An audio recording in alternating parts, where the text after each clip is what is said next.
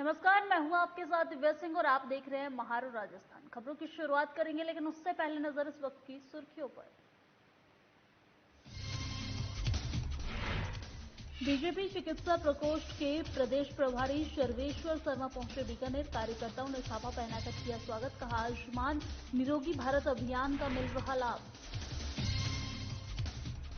हनुमानगढ़ में राजीव गांधी ग्रामीण ओलंपिक का आयोजन, मुख्य सचिव ने की समीक्षा बैठक। लंपी स्किन डिजीज समेत कई योजनाओं पर हुई चर्चा।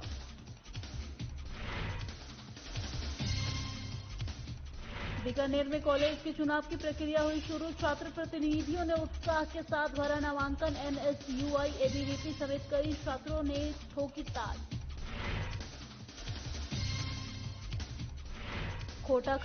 कोटा खातौली जिले में पुलिस को मिली बड़ी सफलता। अवैध यूरिया खाद से लदे पिकअप को किया जब्त। खाद लेने वाले व्यापारी के खिलाफ लाइसेंस निरस्त करने की हो रही कार्रवाई। और जयपुर में भारी बारिश का कहर लगातार जारी। सरकारी और निजी स्कूलों में अवकाश किया गया घोषित। बांधों के गेट खोलकर पानी को किया जा रहा निकासी।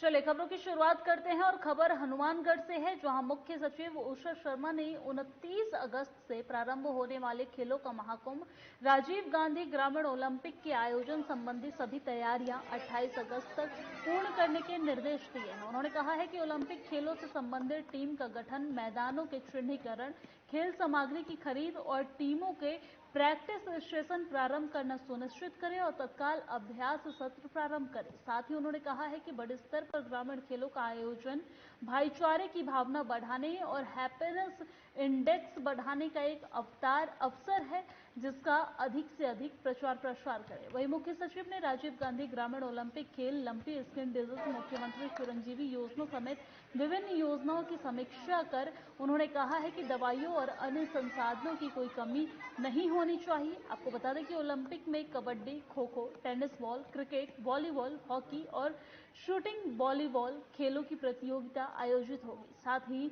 ग्रामीण ओलंपिक खेलों के दौरान सांस्कृतिक कार्यक्रम का भी आयोजन किया जाएगा।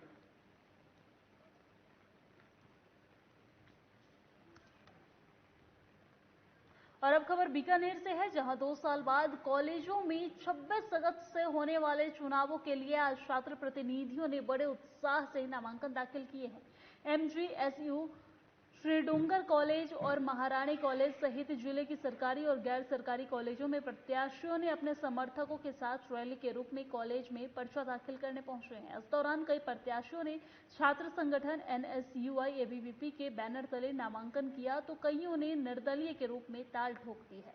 नामांकन के दौरान कॉलेज परिसर में प्रत्याशियों और उनके समर्थकों की खासी भीड़ देखने को मिली है। वहीं नाम दाखिल करने की प्रक्रिया के दौरान संबंधित थानों की पुलिस व अधिकारी मौके पर मौजूद रहे हैं और प्रत्याशियों और उनके समर्थकों की गतिविधियों को कैमरे में कैद करते नजर आए हैं। नामांकन पत्रों की जांच के बाद बिन्नाड़ी कॉलेज में डिम्पल राठी अध्यक्ष और भूमिका आचार्य उपाध्यक्ष निर्विरोध निर्वाचित हुई हैं। वहीं नेहरू शारदा पीठ से राजेश साग महासचिव, बेसिक पीजी कॉलेज से खुशबू रामावत महासचिव और अभिषेक चौधरी संयुक्त सचिव निर्विरोध निर्वाचित हुए हैं, जिनकी घोषणा कल की जाएगी।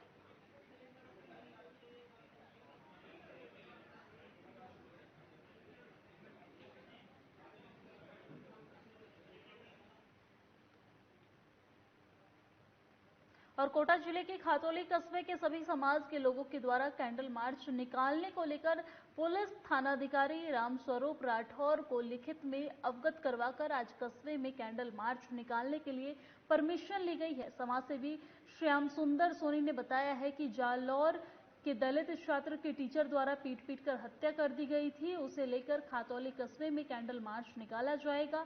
वहीं जिसमें कोटा जिला प्रमुख मुकेश मेघवाल और इटावा पंचायत समिति प्रधान रिंकू मीणा, सभी संगठन के पदाधिकारी और समाज के लोगों द्वारा आज कस्बे में कैंडल मार्च निकाला जाएगा।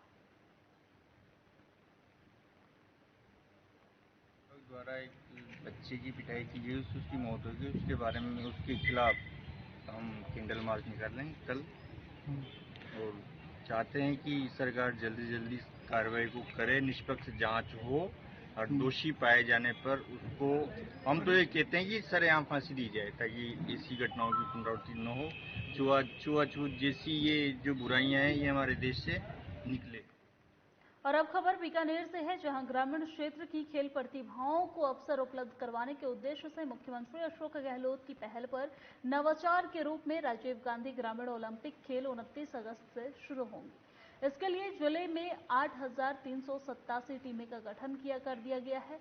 इन टीमों के बीच 6 खेलों की स्पर्धाएं ग्राम पंचायत, ब्लॉक और जिला स्तर पर करवाया जाएगा। खेलों का पूर्वाभ्यास प्रारंभ हो गया है, जहां गांव-गांव के स्कूली विद्यार्थियों में सकारात्मक प्रतिस्पर्धा की भावना देखने को मिल रही है। यह पूर्वाभ्यास 28 अगस्त तक चलेगा। मिली जानकारी के अनुसार जिले से 1,12,551 खिलाड़ियों ने पंजीकरण करवाया है। वहीं जिला परिषद की मुख्य कार्यकारी अधिकारी नित्या के ने अतिरिक्त जिला कलेक्टर पंकज शर्मा, जिला शिक्षा अधिकारी सुरेंद्र सिंह भाटी समेत कई अधिकारियों के साथ खेलों की तैयारियों की समीक्षा की।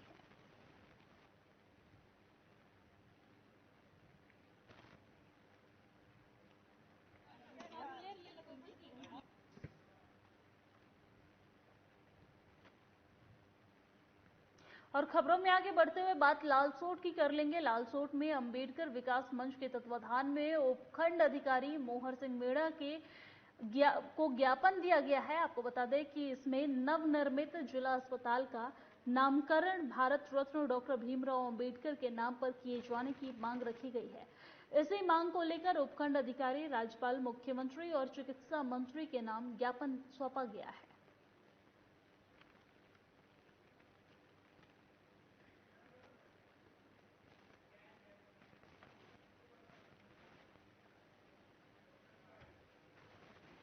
और कोटा खातौली के पुलिस थाना खातौली ने बड़ी कार्रवाई करते हुए कोटा के इटावा से बिना बिल के अवैध यूरिया खाद के 90 कट्टे भरकर ले जा रही एक पिकअप वैन को जब्त कर लिया है। पुलिस थाना खातौली ने नाकाबंदी के दौरान पिकअप वाहन को रुकवाकर चेकिंग की है, जिसमें यूरिया खाद भरा हुआ मिला है, जिस पर पुलिस ने पिकअप वाहन को चालक सहित गिरफ्तार कर पुलिस थाना खातौली से ले गई है। वहीं पुलिस थानाधिकारी रामस्वरूप राठौर ने बताया है कि एक पिकअप वाहन राजस्थान से मध्य प्रदेश की ओर जा रहा था, जो त्रिपाल से ढका हुआ था। शक होने पर खातौली पार्वती नदी पुल पर मध्य प्रदेश राजस्थान चेक पोस्ट पर नाकाबंदी में वाहन पर लगे त्रिपाल को हटाकर देखा गया तो उसमें यूरिया खाद के 90 कट्टे भरे हुए थे।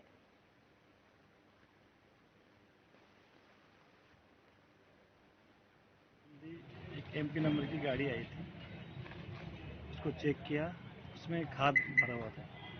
ड्राइवर से पूछा तो उसने इसमें 90 कट्टे हैं। तो मैं इटावा से लेके आया था, उसको एमपी में मानपुर लेके जा रहा हूँ। इस संबंध में खाद संदिग्ध था, इसको जांच है, इसको थाने पे लेके आए, गाड़ी को डिटेन किया और कृषि अधिकारियों को इसकी सूचना दी। उस सूचना पर ये लोग यहाँ आए, इनके अनुसार जो भी कार्रवाई करेंगे। सर, ये खाद ले जाने वाले कितने दिनों से ले जा रहे हैं, इसको कोई जानकारी आपको मिल? अभी तो मुझे तो नहीं है, जानकारी नहीं है। अभी तो पहली बारी आई है, अब सीजन शुरू हुआ है। इस संबंध में भी निगरानी रखी जाएगी आगे से भी। ठीक है सर। सर, जैसे यूरिया के अलावा डीएपी और कोई ऐसी खाद की जैसी वस्तु मध्य प्रदेश एक्ट के तहत कोई सा भी फर्टिलाइजर हो जो अनुदानित है, उसको राजस्थान से बाहर नहीं ले जा सकते। और जो यहाँ के स्थानीय व्यापारी भी मतलब अवैध ब्लैक बाजारी करके मध्य प्रदेश, हमें सूचना मिलने पर विशेष कार्रवाई की जाएगी, उनके लाइसेंस निरस्त किए जाएंगे या सेल स्टॉप की जाएगी।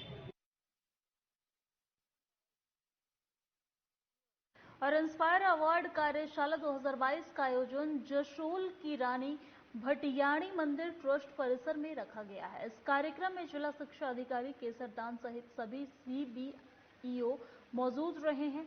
वहीं मंदिर संस्थान की ओर से ट्रस्ट अध्यक्ष रावल किशन सिंह जी भी मौजूद रहे हैं। जिला शिक्षा अधिकारी ने कहा है कि ये केंद्र सरकार का कार्यक्रम है, जिसके तहत मेधावी छात्र जो विज्ञान क्षेत्र में अनुसंधान करने की क्षमता रखते हैं, कोई नया आविष्कार कर सकते हैं, उन छात्रों को सहयोग प्रदान करने और मौका देने के उद्देश्य से योजना चलाई गई है। वही योजना के राज्य स्तरीय विशेषज्ञ ने बताया है कि इस कार्यक्रम के माध्यम से जिला स्तर पर चयनित विद्यार्थियों को सरकार द्वारा प्रति विद्यार्थी 10,000 उनके आइडिया को मॉडल रूप से बनाने के लिए सहयोग के रूप में दिए जाएंगे। कार्यक्रम बाड़मेर जिले का पूरे का हमारे जो 21 ब्लॉक से सीबीओ या सीबीओ के प्रतिनिधि आए और एक ब्लॉक से 2 से 3 एक्सपर्ट आए। ये भारत सरकार का प्रोग्राम है। पूरे भारत में 10 लाख बच्चों का चयन होना है। विज्ञान में बच्चा स्वतंत्र सोच रखते हुए अपना एक नया आइडिया ऑनलाइन अपलोड करेगा। उसमें बच्चे की पूरी डिटेल होगी और उसका आइडिया क्या है, वो क्या नया इनोवेशन करना चाहता है विज्ञान में। और इस कार्यक्रम का मकसद जो है वो सरकार का ये है कि बच्चों में वैज्ञानिक सोच का विकास है। बच्चों आज स्वतंत्र रूप से सोचे। और आज विज्ञान जो इतना बढ़ के आया है तो उसका सबसे बड़ा कारण ये है कि लोगों ने स्वतंत्र रूप से सोचा है और सोच के अपने अपने आइडियाज दिए। जब ये स्कूलों में जाएगा, हमारे करीब 3000 स्कूल हैं, छठी से ऊपर वाले बच्चे इसमें पार्टिसिपेट करेंगे। तो हमने लक्ष्य लिया है करीब। और राजकीय बालिका उच्च माध्यमिक विद्यालय Sirohi eco club national green corps योजना के अंतर्गत 51 नए गमले लगाए गए हैं। National green corps eco club प्रभारी देवीलाल ने बताया है कि पर्यावरण, वन और जलवायु परिवर्तन मंत्रालय भारत सरकार की national green corps eco club योजना में विद्यालय सौंदर्यीकरण का कार्य योजनाबद्ध ढंग से चल रहा है। आज विद्यालय की बालिकाओं के सहयोग से 51 नए गमले लगाकर विद्यालय को सज्जित करने का कार्यक्रम हुआ है। इसके साथ ही योग शिक्षा भीख सिंह भाटी ने औषधीय पौधा जो है उसके महत्व पर प्रकाश डाला है।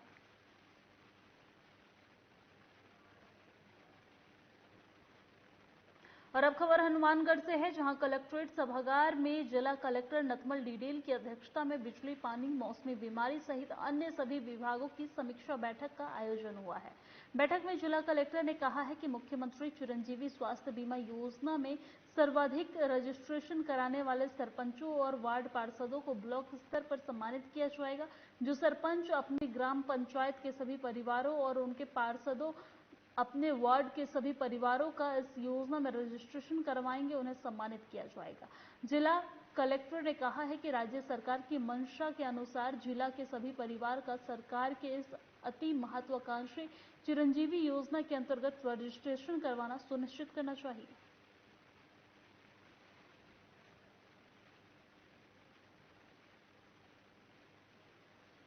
और राजस्थान के सबसे बड़े कोविड सेंटर RUHS हॉस्पिटल में संविदा पर कार्यरत लैब टेक्नीशियन ने आज 3 महीने से वेतन न मिलने को लेकर कार्य का बहिष्कार किया है। लैब टेक्नीशियन ने बताया है कि वेतन को लेकर पहले भी अस्पताल प्रशासन को ज्ञापन दे चुके हैं, लेकिन आश्वासन के अलावा कुछ नहीं मिल रहा है। अस्पताल प्रशासन द्वारा जल्द कार्रवाई करने का आश्वासन दिया गया है, लेकिन समस्या का समाधान नहीं होने के कारण आज सभी लैब टेक्नीशियन ने 3 महीने के वेतन सहित वेतन में वृद्धि, कार्यरत सभी लैब टेक्नीशियन का फिक्सेशन सहित सभी मांगों को लेकर कार्य का बहिष्कार किया है। पिछले वर्षों से काफी टाइम से काम कर रहे हैं और पिछले साल भी में 5 महीने से वेतन नहीं दिया गया था, बाद में दिया गया और उसके बाद अभी मई, जून, जुलाई से अभी तक 4 महीने पूरे होने वाले हैं और किसी प्रकार से हमें सुनवाई नहीं हुई है और न ही किसी प्रकार से वेतन दिया जा रहा है। किस पद पे कार्यरत है आप? हम सभी लैब टेक्नीशियन के पद पर कार्यरत है यहाँ पर, और कोविड और मंकी पॉक्स जैसी घातक बीमारियां, जानलेवा बीमारियों में भी हमने काम किया है, खूब सैंपलिंग की है। अस्पताल प्रशासन से बात की आपने? सर, हमने अस्पताल प्रशासन को 1 तो 6 अगस्त को ज्ञापन दिया, एक 16 अगस्त को ज्ञापन दिया है। अब अधिकारियों को अवगत करा दिया है इस संबंध। सर, उन्होंने आश्वासन दिया हमको कि हम जल्दी कार्रवाई करेंगे इस पर, लेकिन अभी कोई कार्रवाई हुई नहीं है। हम बार बार अवगत करा रहे हैं, बार बार अवगत कराने के बाद भी कोई कार्रवाई नहीं हुई है। और हम first, second wave, third wave, तीनों वेव में बहुत मजबूती से काम किया है हमने। और कोरोना जैसी घातक बीमारी को देख के लोग दहम गए थे, लेकिन हमने वहाँ पे डटकर मुकाबला किया है। फिर ओमिक्रॉन जैसी बीमारी आई, ओमिक्रॉन के अंदर भी हमने डटकर काम किया। अभी मंकी पॉक्स जैसी बीमारी आई, उसके अंदर भी हम काम किए। तो इस बीमारी के साथ साथ हम लड़ते हुए आगे बढ़ रहे हैं, लेकिन वेतन की वजह से हमें बहुत परेशानी हो रही है। और राजस्थान के कई जिलों में भारी बारिश का दौर जारी है। कोटा संभाग में पिछले 24 घंटे से लगातार बारिश का दौर जारी है। भारी बारिश के चलते बांध लबालब हो गई है। संभाग के ज्यादातर बांधों के गेट खोलकर पानी की निकासी की जा रही है। जिले के सरकारी और निजी स्कूलों में अवकाश घोषित कर दिया गया है। आपको बता दें कि राजस्थान के कई जिलों में भारी बारिश के कारण लोगों को काफी सारी परेशानियों का सामना करना पड़ रहा है। वहीं कोटा संभाग में पिछले 24 घंटे से लगातार बारिश का दौर जो है वो जारी है। बारिश के चलते बांध लबालब हो गया है। संभाग के ज्यादातर बांधों के गेट खोलकर पानी की निकासी की जा रही है।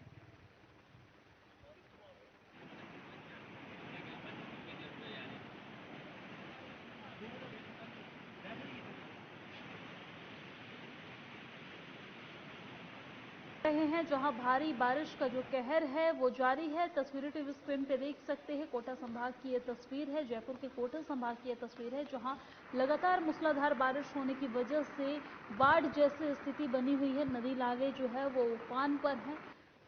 तस्वीरें टीवी स्क्रीन पे देख सकते हैं। लगातार बारिश होने की वजह से नदी नाले उफान पर है, जिसकी वजह से कई सारे डैम के गेट खोलकर पानी की निकासी जो है वो की जा रही है। वहीं सरकारी और निजी स्कूलों में भी अवकाश घोषित कर दी गई है।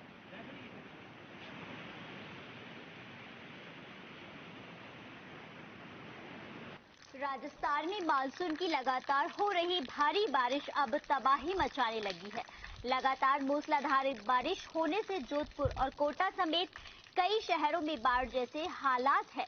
नदी नाले उफान पर है, झरने तेज गति से बह रहे हैं, साथ ही सड़कों पर भी सैलाब है। कहीं चार पहिया तो कहीं दुपहिया वाहन तिनके की तरह बहते नजर आ रहे हैं। रेलवे के कई अंडरपास में पानी भर जाने से वहां वाहन फंस गए हैं। आपको बता दें कि पानी लोगों को घरों में घुसकर तबाही मचा रहा है। जोधपुर में तो भारी बारिश को देखते हुए मंगलवार को सभी स्कूलों में भी अवकाश घोषित कर दिया गया था। साथ में आपको ये भी बता दूं कि बारिश के कहर से लोगों को बचाने के लिए एसडीआरएफ को पानी में उतारना भी पड़ा है। कई जगह पुराने कच्चे मकान गिर गए हैं। साथ ही भारी बारिश के कारण अलग अलग इलाकों में कई मार्ग जाम हो गए हैं। वहां वाहनों की लंबी लाइनें देखी जा रही है। सबसे ज्यादा हालात जोधपुर और कोटा का खराब हो रहा है। वैसे तो देखा जाए तो पूरे राजस्थान में भारी बारिश है। साधना प्रेस के लिए जयपुर से पूजा जोशी।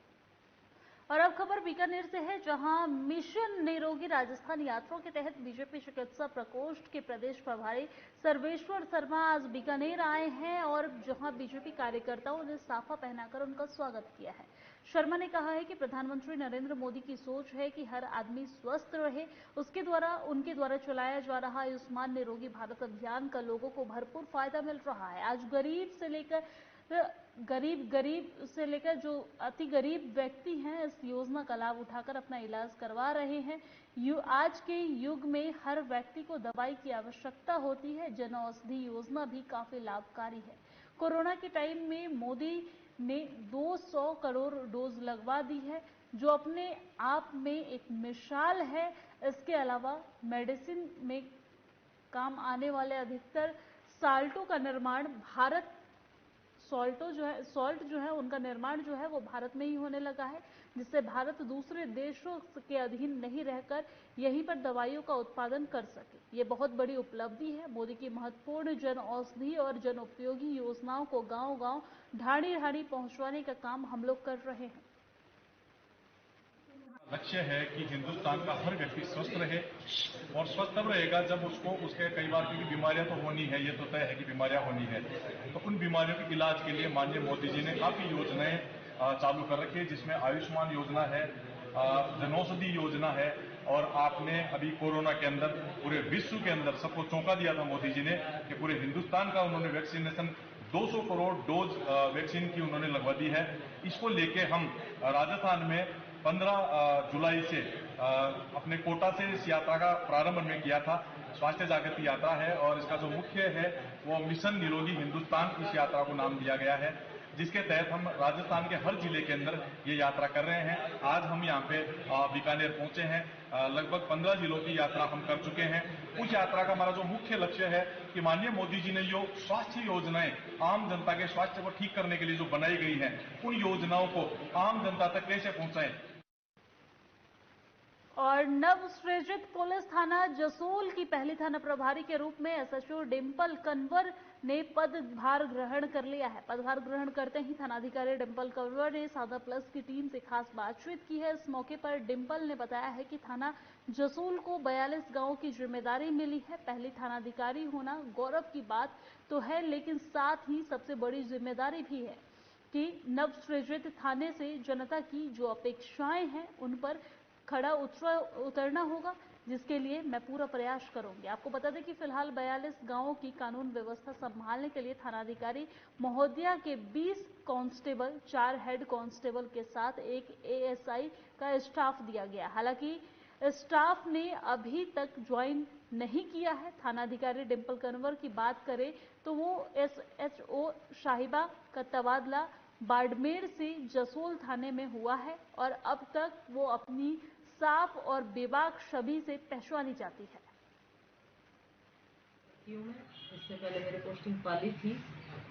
पाली कंप्लीट होने के बाद अभी मैं 1.5 साल मुझे यहाँ बाड़मेर में हो गया है। बाड़मेर से यहाँ मैडम अभी ये नया थाना सृजित हुआ और आप पहले एसएचओ के रूप में आपको यहाँ पोस्टिंग मिली है, तो ये जो नया जिम्मेदारी आपको दी गई है, कितना एरिया मिला है और कितना स्टाफ मिला है आपको?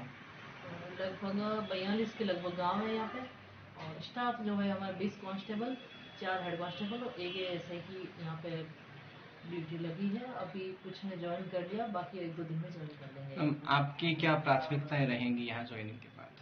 मेरी ये प्राथमिकता रहेगी कि जहाँ तक हो मैं यहाँ की जनता को न्याय प्रदान कर पाऊँ।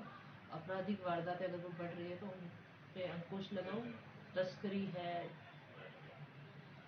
चोरियां है, उनका जो खुलासा करो और तस्करी वगैरह हो रही है तो।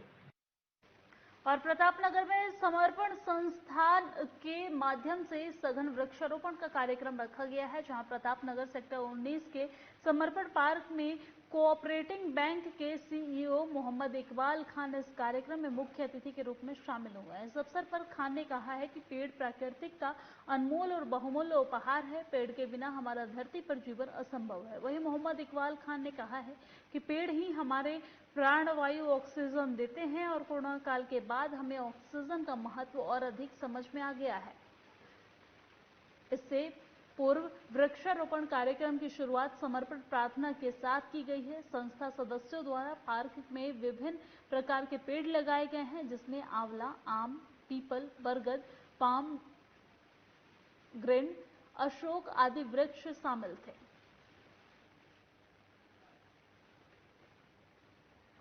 और कोटा जिले इटावा की ग्राम पंचायत खातौली में कई तरह के निर्माण कार्य अब तक हो चुके हैं, लेकिन ग्रामीणों की मांग पर भी ग्राम पंचायत के निर्माण कार्यों की अब तक कोई जांच करने वाला ईमानदार अधिकारी दूर दूर तक नहीं नजर दिखाई दे रहा है, जिससे ये लगता है कि जो ग्राम पंचायत से संपर्क रखने वाले अधिकारी और नेता भी ग्रामीणों के शक के दायरे में दिखाई देते हुए नजर आ रहे हैं। क्योंकि आज ग्राम पंचायत द्वारा निर्माण कार्य के लिए 5 लाख की राशि स्वीकृत की गई है, जिसमें 16 तगारी मटेरियल पर 1 कट्टा सीमेंट लगाने की शर्त के साथ ही ठेकेदार को काम दिया गया था। लेकिन ठेकेदार द्वारा मजदूर से मौके पर ली जानकारी में बताया गया है कि 27 तगारी मटेरियल पर 2 तगारी सीमेंट लगाया जा रहा है, जिससे ये साबित होता है कि भ्रष्टाचार अपने चरम सीमा पर पहुंच चुका है। इसके बारे में कोटा जिला प्रमुख मुकेश मेघवाल से बात की गई है, तो जिला प्रमुख ने बताया है कि घटिया निर्माण सामग्री उपयोग में ली जा रही है, तो जांच करवाएंगे।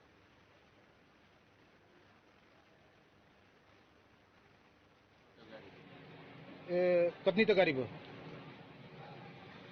15 तो गट्टी या 12 तगारी 12 तगारी।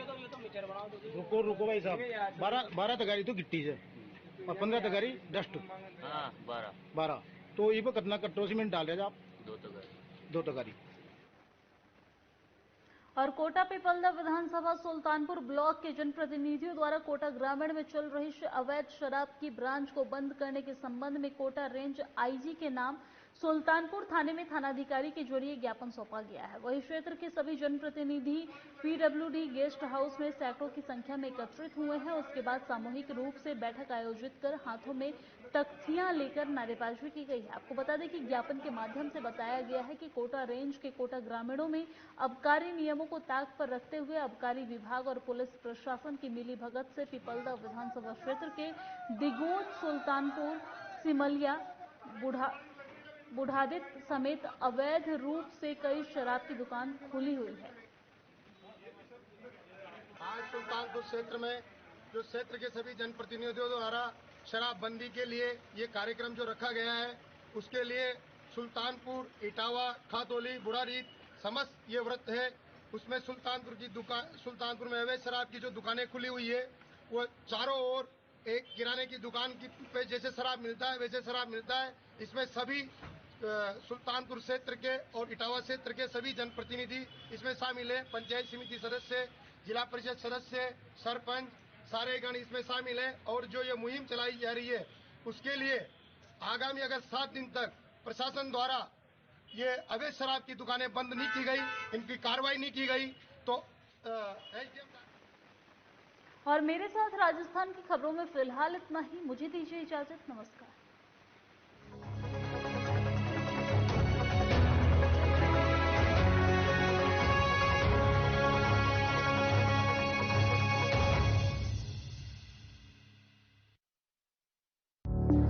Through constant innovation, the group provides its clients with value-added, environment-friendly products. We are committed to provide quality products and services at optimum cost with the continuous improvement.